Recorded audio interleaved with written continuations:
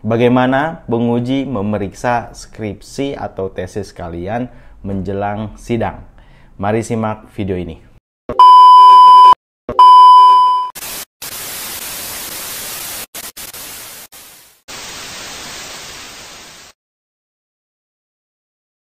Assalamualaikum warahmatullahi wabarakatuh. Kembali lagi di channel Skripsi Bisa. Bagi yang belum subscribe channel ini, silahkan di subscribe terlebih dahulu agar kalian bisa mendapatkan video-video terupdate yang tentunya ini akan bermanfaat sekali bagi kalian, khususnya bagi mahasiswa.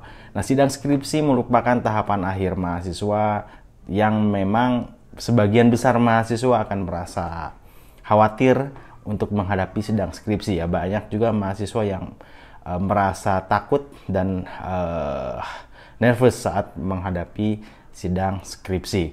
Nah, biasanya sidang skripsi ini akan diberikan jadwal sidang kepada mahasiswa tatkala mahasiswa ini sudah menyelesaikan skripsi yang di-ACC oleh dosen pembimbing, dan kemudian mahasiswa mendaftar untuk sidang skripsi. Nah, itu biasanya ada prosedurnya ya untuk mendaftar sidang skripsi sesuai dengan prosedur dari kampus masing-masing. Namun secara umum kalian akan menghadapi seperti ini menjelang sidang. Pertama, saat skripsi kalian selesai, kalian akan di-ACC oleh dosen pembimbing kalian. Jadi, oke, selesai skripsinya, kemudian dosen pembimbing meng-ACC skripsinya, lalu tahapan berikut yang kedua adalah kalian mendaftar untuk sidang skripsi. Nah, untuk mendaftar sidang skripsi pasti ada syarat-syarat tertentu, misalnya skripsi yang sudah di-ACC, kemudian bukti bimbingan, lalu hal-hal lain yang sifatnya administratif yang memang menjadi persyaratan sidang skripsi.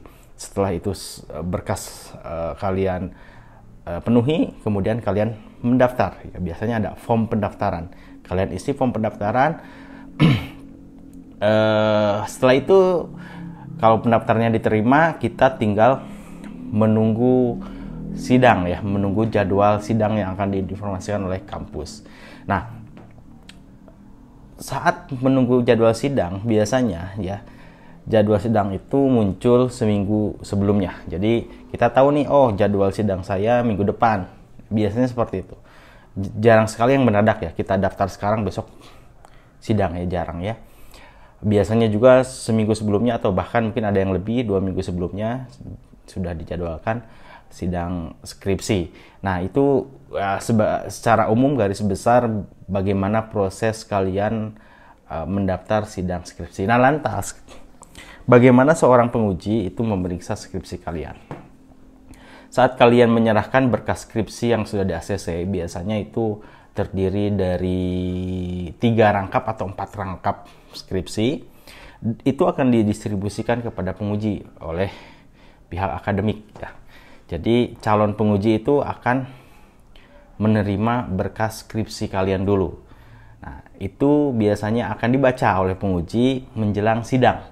Ya, nanti itu kan sesuai dengan waktu penguji. Ada yang memang bacanya itu pas kalian presentasi, ada yang sebelum sidang dia udah lakukan pemeriksaan. Nah, itu tergantung dari dosen penguji. Nah, kalau saya pribadi ya, saat ada jadwal skripsi, kemudian berkasnya sudah saya terima, saya akan mengatur waktu untuk memeriksa, dan saya akan tandai mana yang akan dikoreksi, mana yang akan dikonfirmasi, dan lain sebagainya, dan apa yang akan ditanyakan. Nah, sebagai contohnya ini nih ya.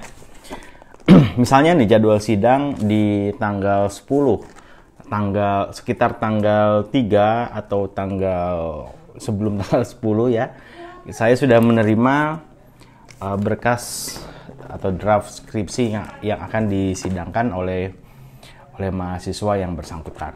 Nah, yang saya lakukan adalah sebelum sidang itu saya akan menyempatkan untuk membaca dulu ya.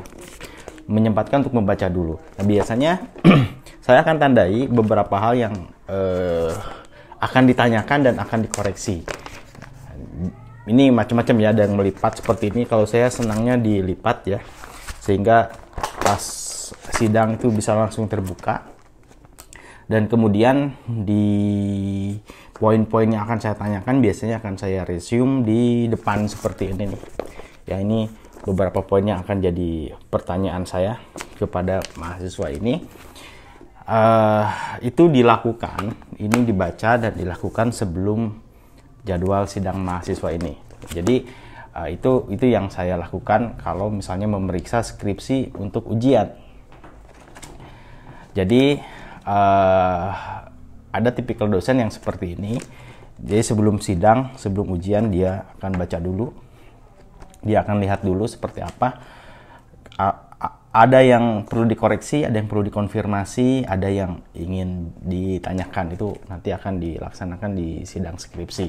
Nah, ada juga dosen yang misalnya bacanya itu saat nanti skripsi saja ya, bacanya itu saat sidang dilaksanakan. Dia lihat-lihat skripsinya sambil mahasiswa presentasi, dosen mendengarkan sambil lihat-lihat skripsi dan menandai hal-hal yang ingin dikonfirmasi. Itu ada yang seperti itu. Kalau seperti itu, lantas gimana? Gak cukup dong waktu untuk membaca. Gini ya teman-teman, dosen penguji itu tentu lebih pengalaman. Jadi apa saja yang menjadi benang merah di skripsi ini, dia akan secara singkat mungkin bisa tahu ya. Dia bisa baca-baca secara singkat poin-poinnya dan tahu apa yang ingin ditanyakan. Jadi mau sebelumnya dibaca dulu atau dibaca saat sidang skripsi, sebetulnya dosen penguji udah tahu betul ya. Apalagi judul-judul yang sama, judul-judul yang sering gitu ya.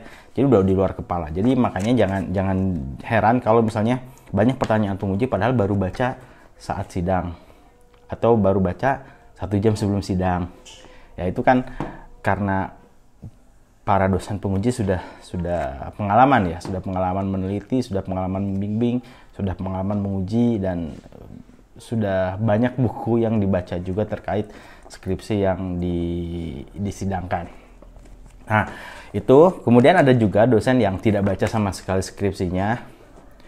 Dia hanya mendengarkan dari paparan presentasi mahasiswa, kemudian jika ada yang ingin ditanyakan, dia lihat skripsi kamu, lalu dikoreksi. Ada juga seperti itu. Jadi macam-macam cara dosen ini memeriksa skripsi untuk sidang. Skripsi ataupun tesis ya.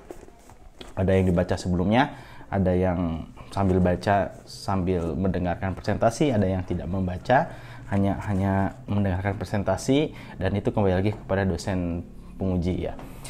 Intinya jangan takut ya, yang penting teman-teman bisa mempertanggungjawabkan apa yang ditulis dan mempresentasikan dengan baik, mampu menjawab pertanyaan-pertanyaan yang akan diajukan penguji, mampu mengkonfirmasi apa yang ditanyakan oleh penguji, dan mampu mengakui salah apabila memang ada kesalahan yang betul-betul sudah jelas kesalahannya yang ditunjukkan oleh penguji.